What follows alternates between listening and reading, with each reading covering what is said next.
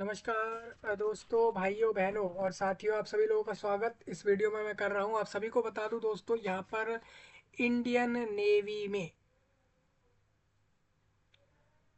Indian navy के अंदर भारत देश की इंडियन नेवी में यहाँ पर 910 वैकेंसियाँ निकाली गई हैं।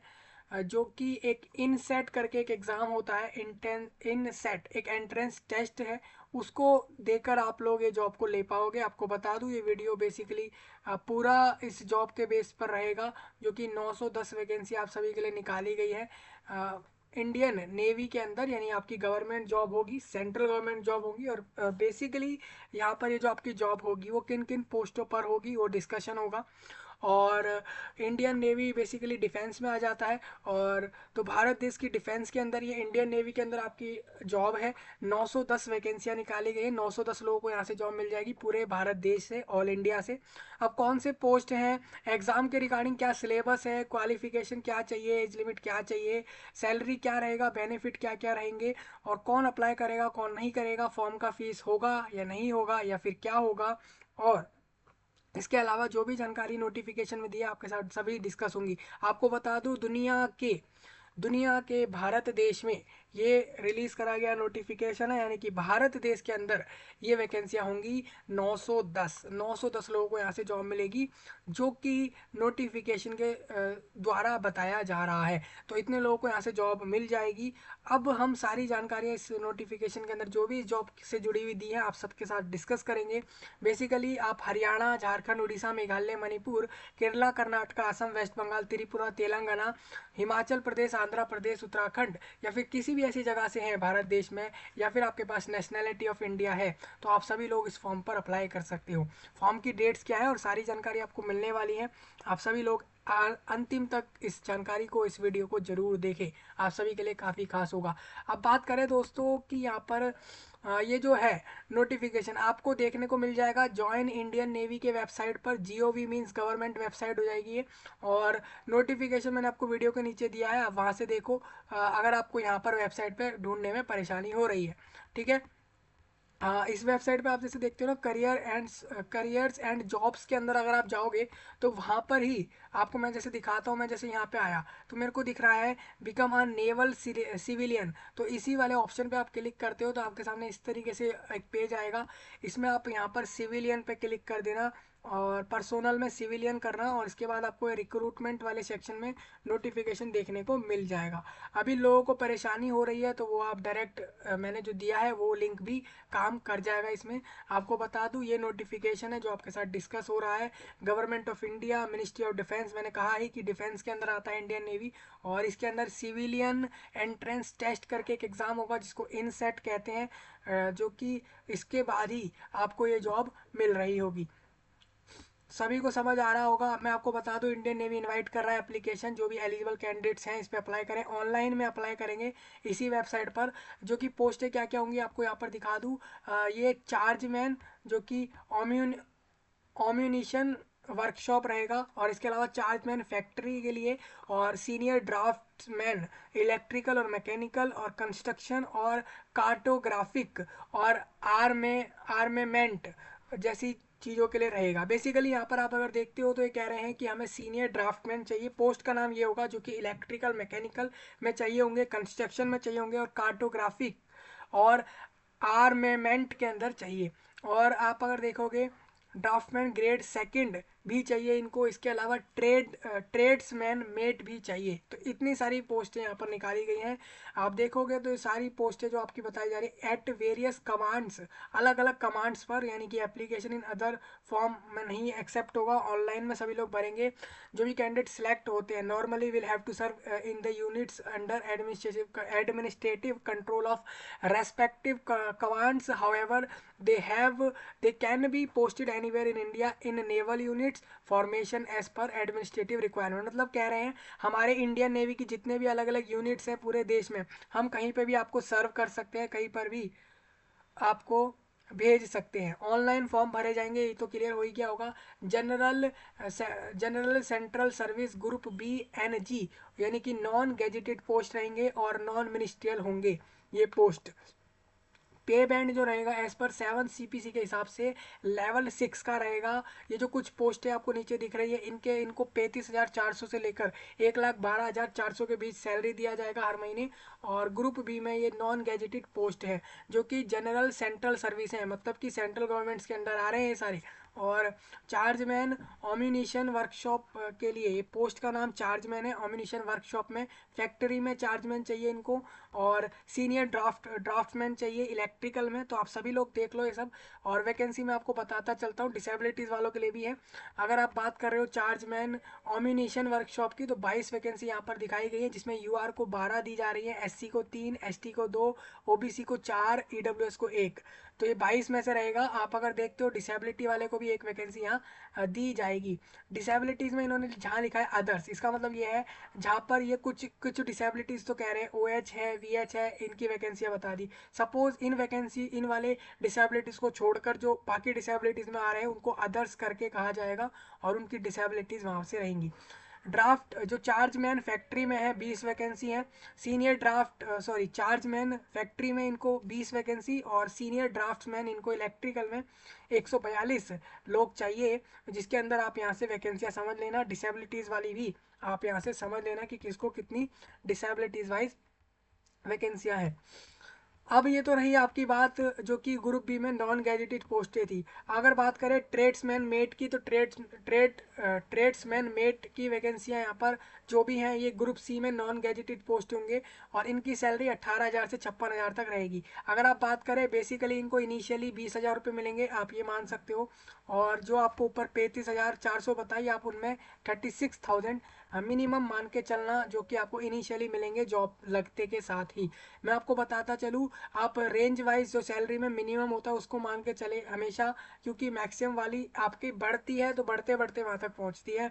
और आपको बता दूँ जो ग्रुप सी में जो ट्रेड्समैन मेट की वैकेंसियाँ हैं ईस्टर्न नेवल कमांड और वेस्टर्न नेवल कमांड में और साउथर्न नेवल कमांड, तो 3 जगह पर आप देखोगे, तीन जगह है कि तीन कमांड है अलग अलग जगह। और इनमें आपकी अगर वैकेंसी देखते हो तो इनको ईस्टर्न नेवल कमांड में 9 लोग चाहिए, वेस्टर्न में आप देखोगे तो 565 लोग चाहिए। अगर आप बात करो मेरे से कि टोटली जो सारी वैकेंसियाँ दी गई हैं 910 लोगों की, सबसे ज़्यादा वैकेंसी इन्होंने जो दी है वो वेस्टर्न नेवल कमांड में चाहिए। इनको बेसिकली वेस्टर्न नेवल कमांड में लोग ज़्यादा चाहिए, जो कि 565 चाहिए। तो लोगों के चांस इधर ज़्यादा होंगे जॉब मिलने के। यूआर में 235 वैकेंसी, एससी एसटी आप सभी लोग यहाँ से समझ लेना, डिसेबिलिटीज़ वाले भी अपनी वैकेंसी को समझ लेना। ये कह रहे हैं जो वैकेंसी आपको दिख रही है ना, इसमें बैकलॉग वैकेंसी भी इंक्लूड है। मतलब पिछली साल की या पिछले बार की नोटिफिकेशन में जो पहले छूट गई वैकेंसियाँ पिछले बार वाले रिक्रूटमेंट में, वो भी आपको यहाँ देखने को मिल जाएंगी। अब डिसेबिलिटीज़ में आपको बता देता हूँ। सपोज आपको चार्जमैन चाहिए, ऑम्यूनिशन वर्कशॉप चार्जमैन की पोस्ट चाहिए, तो आपको कह रहे हैं कि अगर आपको नहीं दिखता है, कम दिखता है, या फिर आप डीफ या फिर हार्ड ऑफ हियरिंग है, OA यानी 1 आर्म 1 लेग वाले कैंडिडेट हैं, या फिर आपके दोनों ही आर्म नहीं है, दोनों ही लेग नहीं है, या फिर OAL और CP ये डिसेबिलिटीज़ में अगर आप आ रहे हो,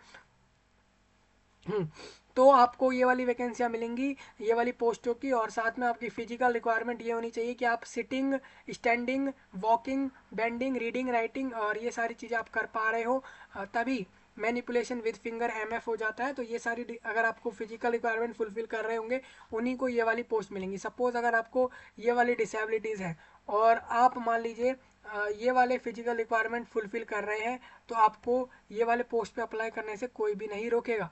समझ रहे होंगे। ये डिसेबिलिटीज़ वालों के लिए अलग से टेबल दिया है, तो सभी लोग यहाँ से देख लेंगे। अब आपको एक और चीज़ बता दूँ, यहाँ पर आप जो ऊपर देख रहे हो UR मतलब अनरिजर्व रहता है, SC मतलब स्केड्यूल कास्ट, ST मतलब स्केड्यूल ट्राइब, और इस तरीके से हर चीज़ की फुल फॉर्म है। आप अगर डिसेबिलिटीज़ में कहीं ना कहीं देख रहे थे OA, OL, और आप देख रहे हो BA, IDS और JU, RW और KC आप देख रहे हो, कहीं पे BN देख रहे हो, कहीं पे आप BL देख रहे हो, इनके मतलब क्या है तो आप यहाँ से देख पा रहे हो इन सबकी फुल फॉर्म।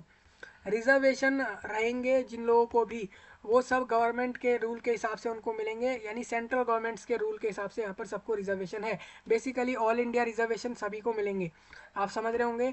एज लिमिट मैं आपको बता दूं, अगर आप चार्ज मैन पे अप्लाई करोगे तो 18 से 25 एज होना चाहिए, ड्राफ्ट मैन के लिए 18 से 27 एज, और ट्रेड्स मैन मेट के लिए 18 से 25 एज होना चाहिए। मतलब आप समझ रहे होंगे दोस्तों कि जो लोग भी इस एज के बीच में आ रहे हैं, इस एज ग्रुप के बीच में आ रहे हैं, वही लोग अप्लाई कर पाएंगे। क्वालिफिकेशन आपको बता दूं, name of the post, essential qualification ये है, चार्ज मैन पे अप्लाई करने के लिए आपका बैचलर ऑफ साइंस यानी बीएससी डिग्री विद फिजिक्स या फिर केमिस्ट्री मैथमेटिक्स कोई भी एक सब्जेक्ट के साथ होना चाहिए चार्ज मैन के लिए, या फिर आपका एक डिप्लोमा होना चाहिए केमिकल इंजीनियरिंग में फ्रॉम किसी भी यूनिवर्सिटी या बोर्ड से, ठीक है। अब चार्ज मैन फैक्ट्री में एसेंशियल क्वालिफिकेशन बीएससी डिग्री रहेगा फिजिक्स पीसीएम में से किसी भी एक में, या फिर आपका डिप्लोमा इलेक्ट्रिकल इलेक्ट्रॉनिक्स मैकेनिक कोई भी एक चीज़ में। सीनियर ड्राफ्ट्समैन में आप देख लेंगे क्वालिफिकेशन 10th पास चाहिए यहाँ पर इनको, और 2 साल का डिप्लोमा या सर्टिफिकेट चाहिए होगा इनमें आपको आईटीआई के अंदर, या तो आईटीआई का आप सर्टिफिकेट दिखाओ या फिर डिप्लोमा ड्राफ्ट्समैनशिप के अंदर दिखाओ, ये चीज़ें आपकी रहेंगी, या फिर और साथ में 3 साल का एक्सपीरियंस भी आपका माना जाएगा। और डिज़ायरेबल में कह रहे हैं आपको ऑटो कंप्यूटर एडेड डिज़ाइन यानी ऑटो कैड नाम का एक सॉफ्टवेयर है, वो आपको चलाना आना चाहिए, उसका आपके पास सर्टिफिकेट होना चाहिए। तो ये सारी जानकारियाँ यहाँ पर आप सभी लोग देखते हो चलना। सीनियर ड्राफ्ट्समैन में भी आप क्वालिफिकेशन देख सकते हैं, सभी की यहाँ लिखी हुई है। ट्रेड्समैन के लिए बेसिकली 10th पास प्लस आईटीआई चाहिए होगा रेलेवेंट ट्रेड में, ठीक है। नेचर ऑफ ड्यूटीज़ क्या क्या रहेंगे वो मैं आपको बता दूं, जैसे आप अगर चार्जमैन की लेते हो जॉब, तो चार्जमैन में आपको क्या क्या काम करना होगा वो आप यहाँ से देख सकते हो। चार्जमैन फैक्ट्री में लोग जो भी यहाँ सिलेक्ट होते हैं लोग, उनको क्या काम करना है। उसके बाद सीनियर ड्राफ्टमैन और इस तरीके से जो भी आपकी पोस्ट हैं उनमें आपका क्या क्या काम रहेगा आप देख सकते हो। ट्रेड्समैन मेट में आपका क्या काम रहेगा वो आप देख सकते हो। बेसिकली जॉब ड्यूटीज़ ये क्लियर कर देंगी आपको कि बेसिकली आपका काम वहाँ होगा क्या। एज रिलैक्सेशन एससी एसटी को 5 साल और ओबीसी को 3 साल, सभी को इस तरीके से मिलेगा। ग्रुप बी और ग्रुप सी में किसको कितना रिलैक्सेशन मिलेगा आप सभी लोग यहाँ से देख लेना।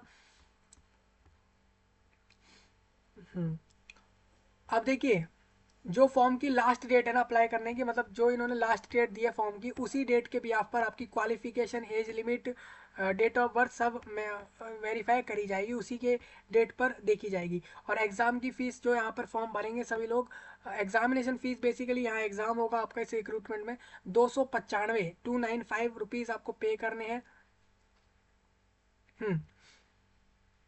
तो आप अगर देखते हो कैंडिडेट जो भी रिलैक्सेशन वाली कैटेगरीज में है, suppose SC ST disabilities ex serviceman या महिलाएं जितनी भी हैं, महिलाएं किसी भी कैटेगरी की हो सकती हैं, उन सभी को रुपए यहाँ पर नहीं पे करने।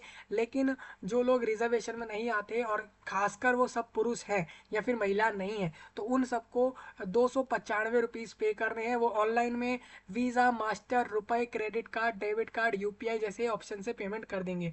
एडमिट कार्ड यहाँ पर इशू होगा एग्जाम के लिए ओनली उन कैंडिडेट को जो लोग सक्सेसफुली फीस पे कर रहे हैं और एग्जाम के लिए अप्लाई कर पा रहे हैं, उन्हीं को एडमिट कार्ड मिलेगा और वो लोग एग्जाम जा कर देंगे। हाँ, ये इन्होंने क्लियर कहा है। एग्जामिनेशन सिटी की बात करें तो हर हर राज्य की अलग अलग सिटी में यहाँ पर सेंटर आपको देखने को मिल जाएंगे। आपको 3 सेंटर चूज करने हैं उस लिस्ट में से जिसमें भी आपको एग्जाम देना हो। मोड ऑफ सिलेक्शन बता दूं, स्क्रीनिंग ऑफ एप्लीकेशन, पहले आपके फॉर्म की स्क्रीनिंग होगी कि आपने सक्सेसफुली अप्लाई करा नहीं करा, और ये भी चेक होंगे, आपके सारे डॉक्यूमेंट्स चेक होंगे। ये सब चेक होने के बाद out of detail scrutiny scrutiny of all application received online allow candidate to appear. तो इस जो आपकी स्क्रीनिंग है उसके बाद ही आपको अलाउ करा जाएगा एग्जाम देने के लिए। कंप्यूटर पे एग्जाम होगा। यहाँ पर एग्जाम की स्कीम बता देता हूँ, मतलब कि एग्जाम में क्या क्या क्वेश्चन कितने कितने मार्क्स के आ रहे हैं, क्या पैटर्न दे रहे हैं। हिंदी इंग्लिश दोनों लैंग्वेज में क्वेश्चन पेपर मिलेंगे। याद रखें लैंग्वेज स्पेसिफिक वाले सिर्फ लैंग्वेज में ही मिलते हैं। सपोज अगर इंग्लिश लैंग्वेज के कोई चीज़ें दी जा रही है क्वेश्चन पेपर में तो वो इंग्लिश में ही मिलेंगी। जनरल इंटेलिजेंस अवेयरनेस और क्वांटिटेटिव एप्टीट्यूड के 25-25 क्वेश्चन यानी 100 क्वेश्चंस 100 मार्क्स में 90 मिनट्स में कंप्लीट करने होंगे। और एग्ज़ाम की स्कीम का जो सिलेबस है ग्रुप बी वालों में जो रहेगा, आप देखोगे ये जो आपको एग्ज़ाम पैटर्न बताया गया, इसके बाद अगर आप ये देखते हो सिलेबस को, तो जनरल इंटेलिजेंस में आपका क्या क्या आएगा, spatial orientation, problem solving, analysis, judgement, decision making, visual memory, discrimination, observation, relationship concept, arithmetical reasoning, बहुत सारे टॉपिक्स आपको यहाँ दिख रहे हैं। जनरल इंटेलिजेंस में मैं आपको एक बार हाईलाइट करता चलता हूँ, ये जनरल इंटेलिजेंस का हो जाएगा। ग्रुप बी वाले पोस्टों का भी सिलेबस आपको अभी दिख रहा है स्क्रीन पर। जनरल अवेयरनेस, क्वांटिटिव एप्टीट्यूड, सभी का सिलेबस आपको यहाँ दिख रहा होगा।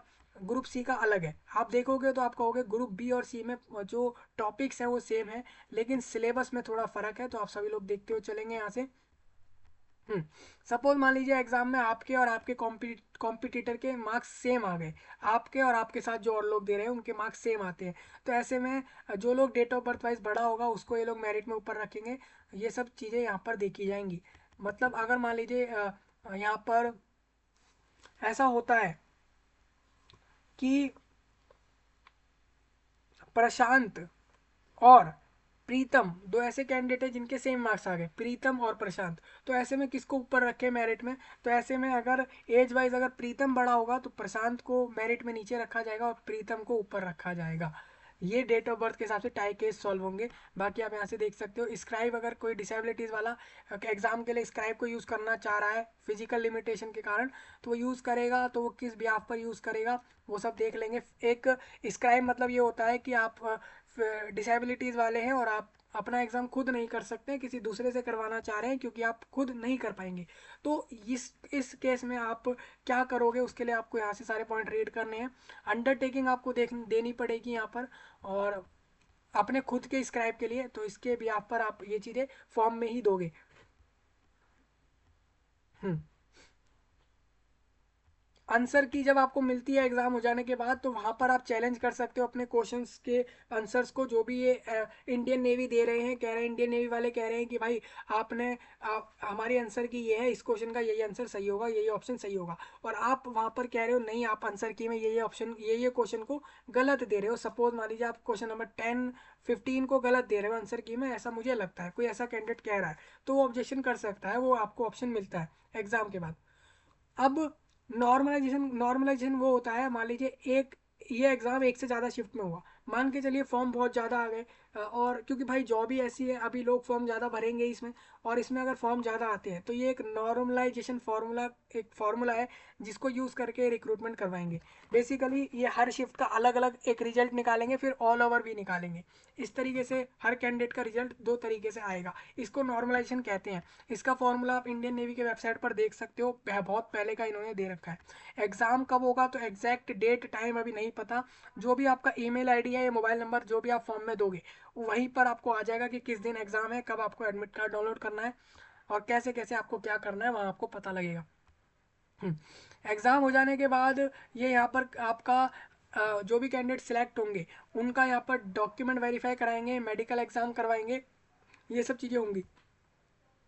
डॉक्यूमेंट वेरिफिकेशन पे आपको सारे फॉर्म में डॉक्यूमेंट्स लगाए हुए सारे लेकर जाने हैं, फॉर्म के प्रिंट भी लेकर जाना होगा जो आप अप्लाई कर रहे हो, plus ITI certificate, caste certificate, सारी चीज़ें जो भी आप लगाओगे वो लेकर जाओगे। अब बात करें फॉर्म की डेट्स की, तो आप 18 दिसंबर से लेकर 31 दिसंबर में फॉर्म भर सकते हो, मतलब कि आप न्यू ईयर से पहले पहले फॉर्म भर लोगे, यानी 2024 न्यू ईयर जैसे ही आएगा उससे पहले पहले सभी लोगों को फॉर्म ये भर देने, इससे पहले पहले फॉर्म भरेंगे, याद रखिए। आपको इस ईयर तक तो पहुंचना ही नहीं है, इससे पहले पहले फॉर्म भर देना है।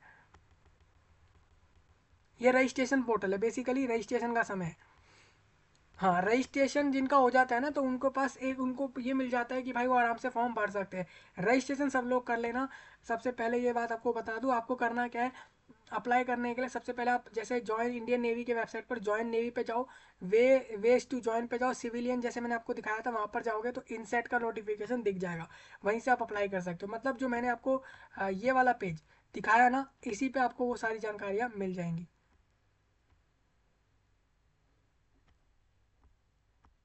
तो ये सारे पॉइंट है, आप इन सबको रीड कर लेना एक बार, जिसको भी रीड करने हो। क्या फोटो का साइज रखना है, साइन का साइज क्या रखना है, एक वीडियो भी है इसका, आप जाकर देखो जिसमें बताया गया है आप कैसे डॉक्यूमेंट के फॉर्मेट को चेंज करते हो, JPG to PDF और JPEG, और ये सब कैसे करते हो। इसके अलावा उनका फाइल जो है कंप्रेस या रिड्यूस कैसे करते हो, फाइल को बढ़ाते या घटाते कैसे हो, वो आप देख सकते हो।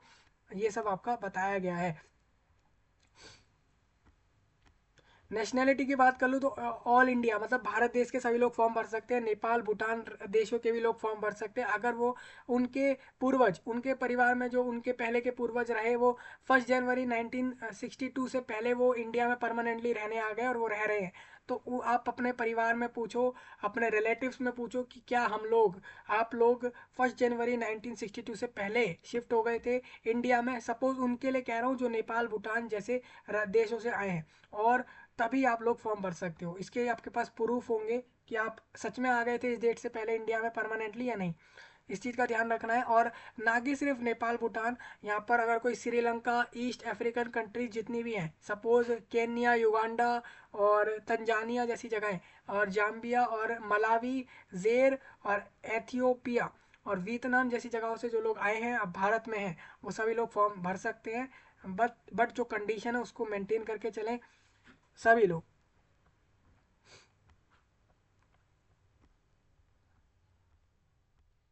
हाँ, इसके प्रूफ होने चाहिए आपके पास, तभी आप अप्लाई कर पाओगे। इस दूसरे देशों वालों के लिए बता रहा हूँ, भारत देश वालों के लिए भी नेशनैलिटी प्रूफ होना चाहिए, यानी आपके पास गवर्नमेंट ऑफ इंडिया का ये प्रूफ होना चाहिए भारत देश की नेशनैलिटी का। जो लोग अभी करेंटली कहीं जॉब कर रहे हैं,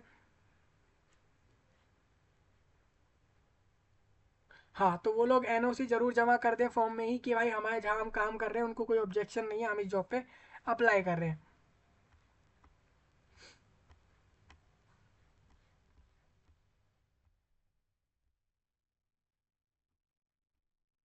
ये कुछ डॉक्यूमेंट्स इन्होंने बताए हैं, कुछ जानकारियाँ दी हैं, उसको आप ये एक बार रीड कर लेना।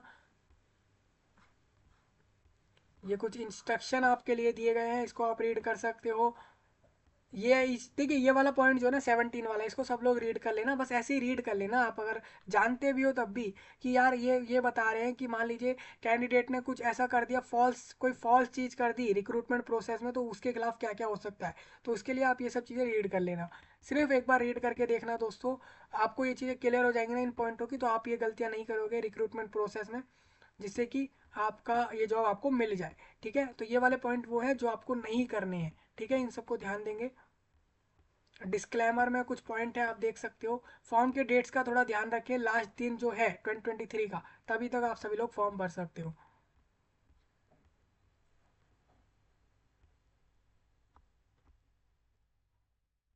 अब मैं ट्रेड नाम बताता चलता हूँ, list of ITI trade eligible to apply for the post of, हाँ, अभी हम बोल रहे थे, हम ऊपर देख रहे थे कि वो कह रहे थे कि ट्रेड्समैन मेट के लिए ना आपको ट्रेड होना चाहिए, आईटीआई ट्रेड होना चाहिए। तो जो कि 10th पास बोल रहे थे, तो वो कौन कौन से ट्रेड है जिनकी यहाँ जॉब है, कारपेंटर है, सिविल इंजीनियरिंग असिस्टेंट है, और central air condition plant mechanic है, और कंप्यूटर हार्डवेयर नेटवर्क मेंटेनेंस, और कंप्यूटर ऑपरेटर प्रोग्रामिंग असिस्टेंट, और computer edit, embroidery and designing, cutting and swing, और डोमेस्टिक पेंटर, और ड्राफ्ट्समैन सिविल, ये सारे आपके ट्रेड्स है। बेसिकली अगर आप ट्रेड्समैन मेट की पोस्ट पे अप्लाई करोगे तो आप इनमें से कोई अगर ट्रेड आपके पास है, इनमें से कोई एक आपके पास आईटीआई सर्टिफिकेट है, तो आप लोग अप्लाई कर सकते हो।